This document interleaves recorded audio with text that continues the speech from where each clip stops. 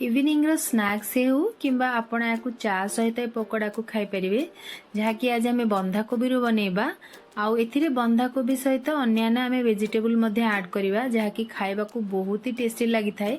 आपण तो विभिन्न टाइप रो पकोड़ा बनाउथिबे किंतु थरे एही टाइप रो गोटे पकोड़ा बनैकी देखंतु देखिबे बहुत ही टेस्टी सहित क्रिस्पी मध्य हेई थाए।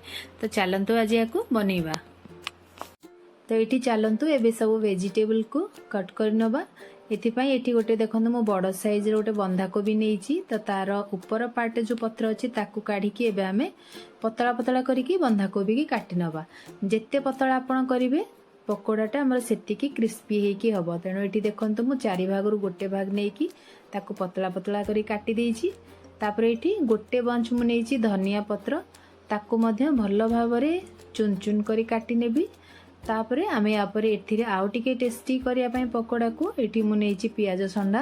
तो 10 रु 12 टी एठी मु पियाज संडा नेइची ताकू मध्य पतला पतला करिके काटी नेबी। एबे गोटे बड़ साइज रो पियाज को मध्य पतला पतला करिके मु काटी नेबी। तापरे चलंतु एबे सब जिंस को एकाठी मिक्स करिबा।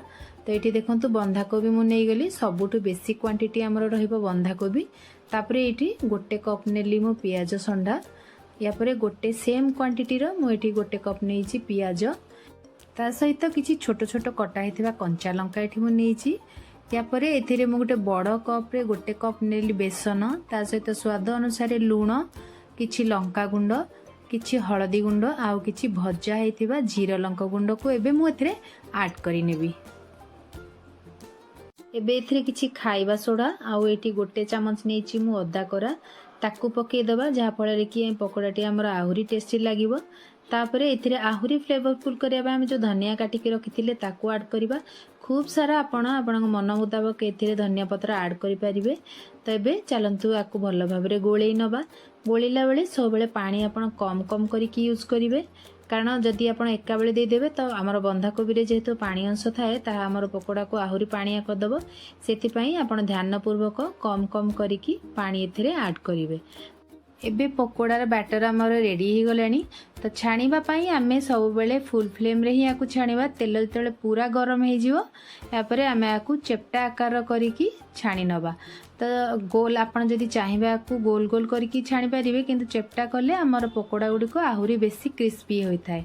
तापरे धीरे धीरे करी आमे सब पकोड़ा गुडी को पके दबा। आ जेतेबेले देखिबा गोटे पट हमर लाल हेकी सिझी गलानी आमे आर पटटा ताकू उल्टेई दबा।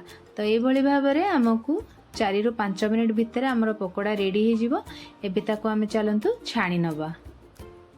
तो ये रेडी हो गला हमर बंधाकोबी रू तैयारी पकोड़ा जहा कि बहुत यमी आउ टेस्टी। तो सेम यही प्रोसीजर रे आमे जहाँ भी हमर आउ बैटर अच्छी ताकू पकोड़ा करिकी आमे छाणी नेबा। रेडी हो गला हमर खूब सारा वेजिटेबल तैयारी हेतिबा बंधाकोबी रो पकोड़ा। लास्ट रे आकू आमे टमाटो सॉस आउ चिली सॉस दे सर्व करिबा।